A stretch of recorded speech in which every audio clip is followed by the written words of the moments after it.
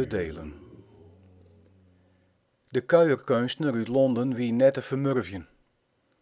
Een kunstwerk rint net gelijk op met de ondervinding van een kuier.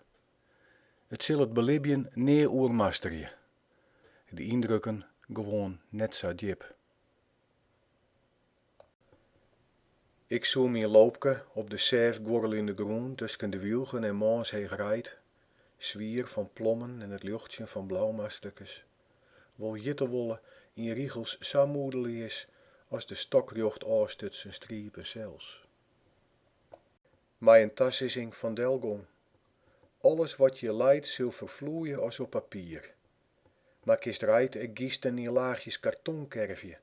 De voorbijganger dermij als een stroekraver hastig de zieken benimmen. Neemst het dan ming de techniek en hingest het comfortabel en smoek op om een smouten museummorren. Om ik nog nijdien deer der boppen mijn instemming te knikken. Als oren eren het veen branden sjoggen.